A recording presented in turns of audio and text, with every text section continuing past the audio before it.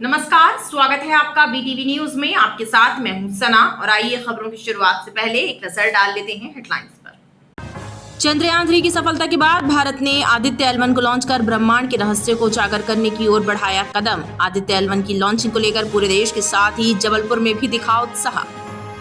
हत्या के मामले में फरार इनामी आरोपी को गढ़ा पुलिस ने दबोचा। आरोपी से फायर आर्म्स किया बरामद। आदतन अपराधी के विरुद्ध गढ़ा थाने में दर्ज है 21 संगीन मामले।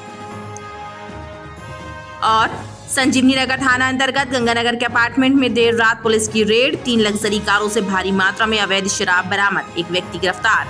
मामले की जांच में जुटी पुलिस।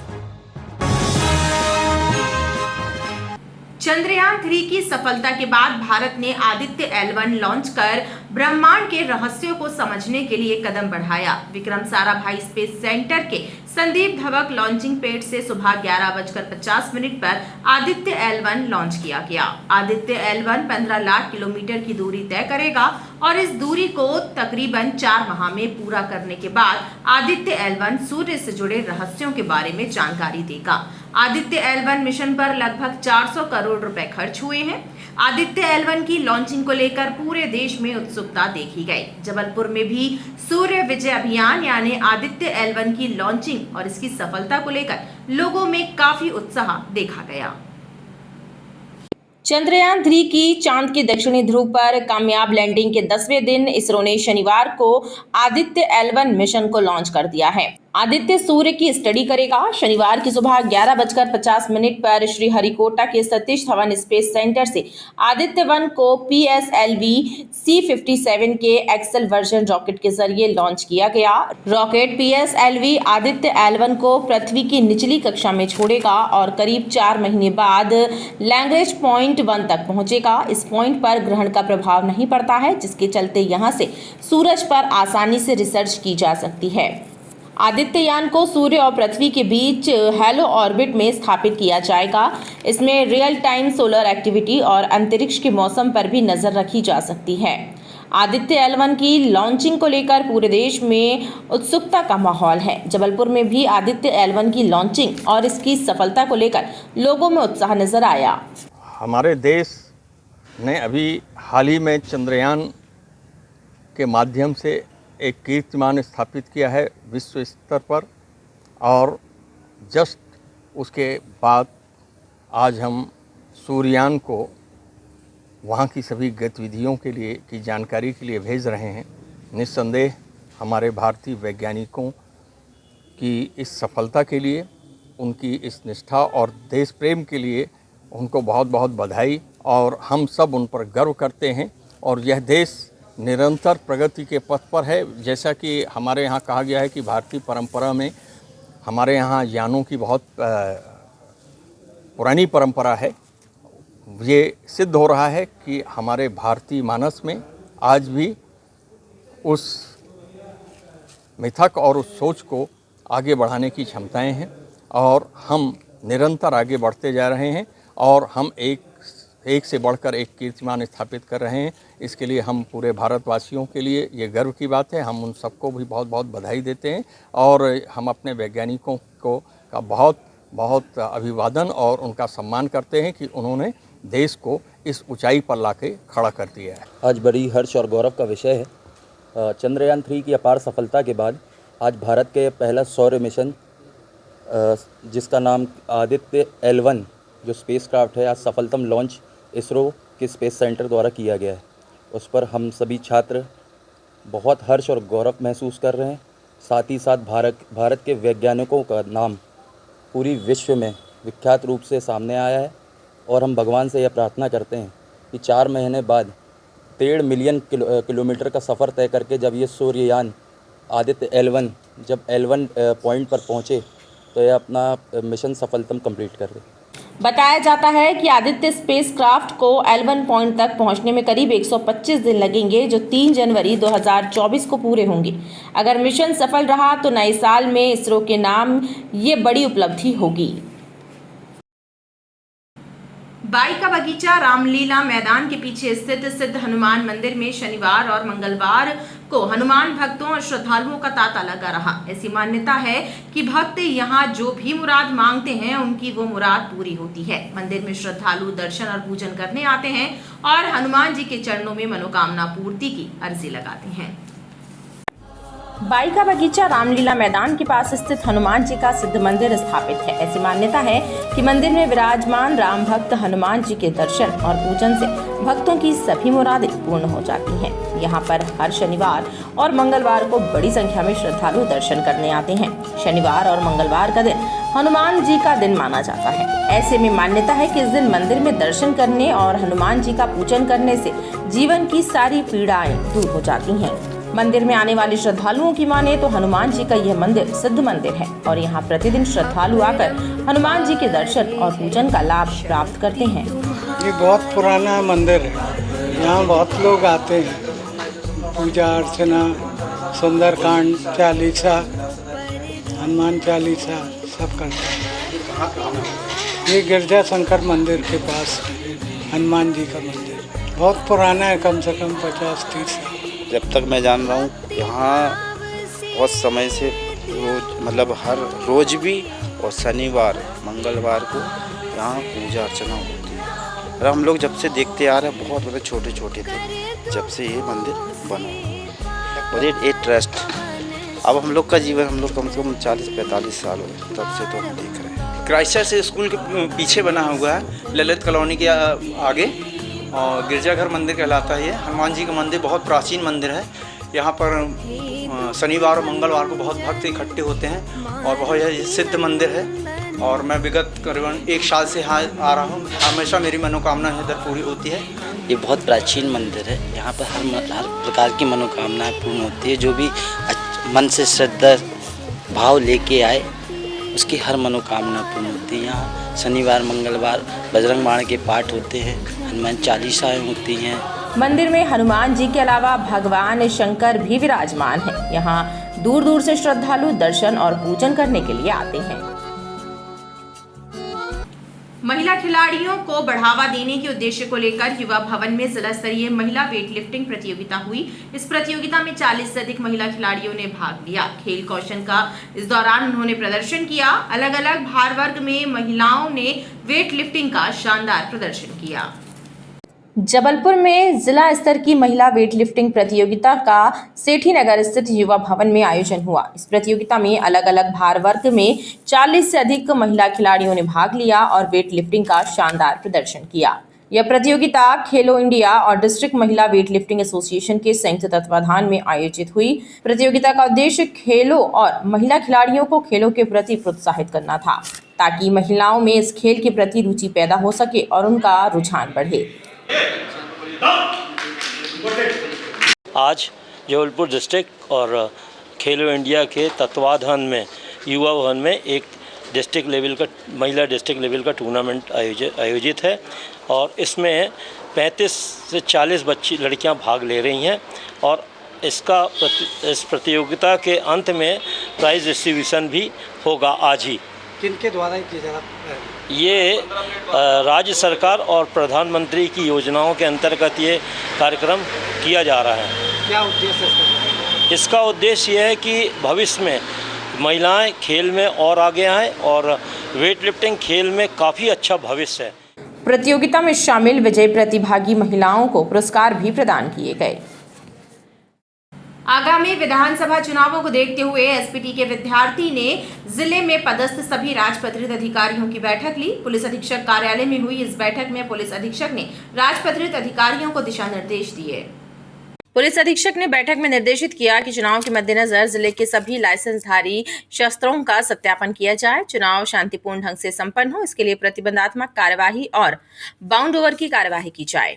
इसके अलावा उन्होंने अपराधियों, वारंटियों और अवैध कारोबार करने वालों की धरपकड़ के भी निर्देश दिए हैं। बैठक में additional SP city Priyanka Shukla सहित तमाम राजपत्रित अधिकारी शामिल हुए। विधानसभा चुनाव को दृष्टिगत रखते हुए तो इसमें आवश्यक निर्देश उनके द्वारा सभी को दिए गए हैं।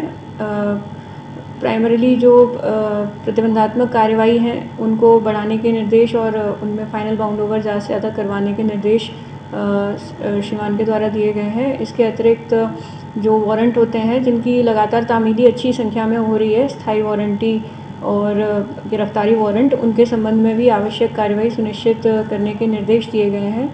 और शस्त्र लाइसेंस दारान जो भी हैं जबलपुर ज़िले के, उनकी भी प्रॉपर वेरिफिकेशन के निर्देश सभी को सर के द्वारा दिए गए हैं। सदर क्षेत्र वाजपेयी कंपाउंड में बीते दिनों 2 श्वानों को जहर देकर मारने की शिकायत करने वाले शिकायतकर्ता की कार में बीती रात अज्ञात तत्वों ने आग लगा दी। इस अग्निकांड में 3 कारें जल गई हैं। घटना की जानकारी मिलने के बाद दमकल कर्मियों ने आग पर काबू किया। घटना के बाद से स्थानीय लोगों में खासा आक्रोश व्याप्त है। सदर क्षेत्र के वाजपेयी कंपाउंड में 2 श्वानों को जहर देकर मारने का एक वीडियो पिछले दिनों सामने आया था। डॉग लवर द्वारा इस मामले की शिकायत कैंट थाने में दर्ज कराई गई थी। पुलिस ने नेत्रा नाथन की शिकायत पर एफआईआर दर्ज की थी। बीती रात अज्ञात तत्वों ने शिकायतकर्ता की कार में आग लगा दी, जिससे 3 कारें जल गई हैं। इस घटना की जानकारी दमकल विभाग को दी गई। दमकल कर्मियों ने आग को काबू में किया। शिकायतकर्ता ने आशंका जताई है कि उनकी कार में उन्हीं लोगों द्वारा आग लगाई गई है जिनके खिलाफ उन्होंने कैंट थाने में डॉग को जहर देकर मारने की शिकायत दर्ज कराई थी। रिपोर्ट लिखवाई थी कि हमारे एरिया में 2 श्वानों को जहर देके मारा गया था, नादा जोसेफ और कमलेश काछी द्वारा। उसके एवज में हमने एफआईआर लिखवाई थी। इसकी इन्वेस्टिगेशन पुलिस ने करी। हमने साथ में कोर्ट में केस भी पंजीबद्ध करवाया इसके लिए कि ताकि हमारी पुलिस जो है एफआईआर लिख दे। इसके बाद हमारे पे प्रेशराइज़ करने लगे कि आप अपनी एफआईआर जो है इन्वेस्टिगेशन है वापस ले लीजिए। हमने इस चीज़ को मना कर दिया। उसके बाद नादा जोसेफ ने ही हमारी गाड़ी का एक कांच तोड़ा था। हमने उसकी भी एफआईआर लिखवाई थी, पर उसका भी अभी तक कुछ हमें ऐसा कार्रवाई हुई नहीं है। इसके बाद हमने कल रात को हमें ये सूचना मिली कि हमारी गाड़ी में आग लगा दी गई है। तो हम यहाँ पे आए, हमने देखा तो गाड़ी में आग लगी हुई थी। हम तुरंत पुलिस स्टेशन गए। पुलिस स्टेशन में भी जाने के बाद हमें 2 घंटा बैठाया गया। 2 घंटे बाद हमारी एफआईआर लिखी गई। अब हम ये मांग करते कि जो भी आरोपी है उनको सख्त से सख्त सज़ा दी जाए और पुलिस जो है सख्त से सख्त कार्रवाई करे। फिलहाल कैंट पुलिस ने अज्ञात लोगों के विरुद्ध आगजनी का मामला दर्ज कर जांच शुरू कर दी है। इस घटना से क्षेत्र के लोगों में आक्रोश व्याप्त है। जिले के मध्य में स्थित शासकीय विक्टोरिया अस्पताल में मरीजों और उनके परिजनों को कई तरह की मुसीबतों का सामना करना पड़ रहा है। अस्पताल में मरीजों और उनके परिजनों के लिए लगाया गया वाटर कूलर जहां खराब है, तो वहीं अस्पताल के बाथरूम में ताला लटका हुआ है। ऐसे में मरीज और उनके परिजन पेयजल और शौचालय की सुविधा से वंचित हैं। जिला अस्पताल विक्टोरिया में भर्ती मरीज और उनके परिजनों को इन दिनों दोहरी मुसीबतों का सामना करना पड़ रहा है। एक तरफ तो अस्पताल में मरीजों और उनके परिजनों के पेयजल की व्यवस्था के लिए लगाया गया वाटर कूलर बंद है, तो वहीं दूसरी ओर अस्पताल परिसर में बनाए गए बाथरूम में ताला लटका हुआ है। ऐसे में अस्पताल में इलाज कराने आने वाले मरीज और उनके परिजन दोहरी मुसीबत उठा रहे हैं। अब क्या है, कई लोग बाहर चले जाते हैं, हम बाहर सुलभ कॉम्प्लेक्स भेज देते हैं कि वहाँ चले जाओ आप। अब ये पहले मैं पूछ चुका हूँ कई बार कि बंद पड़ा, क्यों बंद पड़ा? भाई चालू करवा दो, आम जनता के लिए है ये। कम से कम जनता भटके ना, बस चालू कर रहे हैं। पानी का भी कई बार हम लोगों ने कंप्लेन कर चुके हैं कि इसकी साफ़ सफाई रखा जाए। पूरा अंदर जो है वो बहुत ही गंदा है।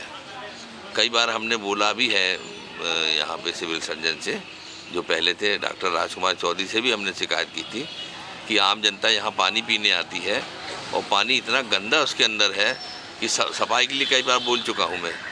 अब पता नहीं सफाई होती है कि नहीं होती है।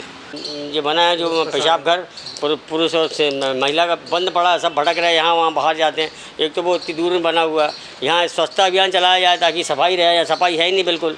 और डॉक्टरों को थोड़ा टाइट किया जाए, यहाँ कोई सीट पर रहता ही नहीं है। आप बताइए कैसा हो रहा है ये सब। यहाँ वहाँ भटक रहे हैं। वो ताला लगा उसमें, बताइए आप काय के लिए बनाए फिर उसको। और यहाँ जो फ्रीजर पानी पीने के लिए वो भी ऐसा ही है, वहाँ भी कुछ नहीं है, पानी नहीं मिलता पीने के लिए। बाहर जाना पड़ता है, 15 रुपये की 20 रुपये की बोतल मिलती है। ये हाल है। आप बताइए, गरीब आदमी गोसालपुर पनागर शिवरा से आ रहा है, वो क्या करेगा, कहाँ जाएगा? मरीज और उनके परिजनों को हो रही इस दोहरी असुविधा को लेकर प्रबंधन जल्द ही व्यवस्थाएं करने का दावा कर रहा है। अस्पताल के अधीक्षक डॉक्टर मनीष मिश्रा का कहना है कि जल्द ही वाटर कूलर और शौचालय का सुधार कार्य करा दिया जाएगा। धन्यवाद दूंगा कि आप मेरे संज्ञान में लाएं कि वाटर कूलर में पानी ठीक नहीं आ रहा है। 48 घंटे के अंदर वाटर कूलर को ठीक करवा दिया जाएगा। और जहाँ तक बाथरूम में ताले की बात है, तो थोड़ा सा काम उसमें बचा है, वो 1-2 दिन में हो जाएगा, तो उसके बाद बाथरूम सब लोगों के लिए खोल दिया जाएगा। बहरहाल अस्पताल में भर्ती मरीज और उनके परिजन असुविधाओं के चलते परेशान हो रहे हैं और उन्होंने प्रबंधन से समस्याओं को दूर करने की मांग की है। लाडगंज पुलिस ने विजयनगर 0 डिग्री के पास स्थित जीवीएम कॉलोनी में दबिश देकर एक महिला पुलिसकर्मी के पुत्र को नशीले इंजेक्शनों और लोडेड पिस्टल के साथ गिरफ्तार किया। आरोपी से 50 नग नशीले इंजेक्शन जब्त किए गए हैं। उसके विरुद्ध विभिन्न धाराओं के तहत प्रकरण दर्ज कर मामले की विवेचना की जा रही है। लाडगंज थाना पुलिस ने विजयनगर 0 डिग्री के पास दबिश देकर राहुल तिवारी नाम के एक युवक को नशीले इंजेक्शन और लोडेड पिस्टल के साथ गिरफ्तार किया।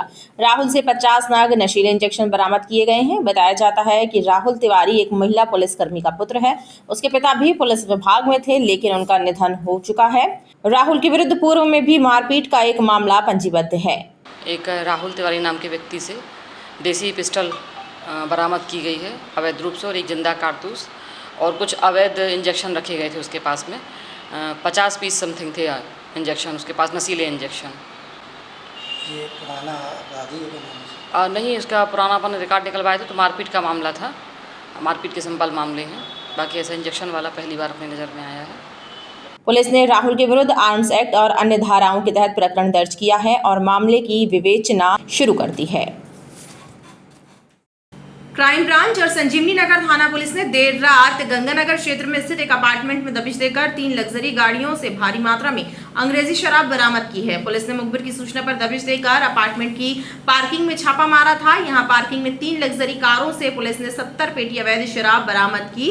इस मामले में एक आरोपी को गिरफ्तार भी किया गया है।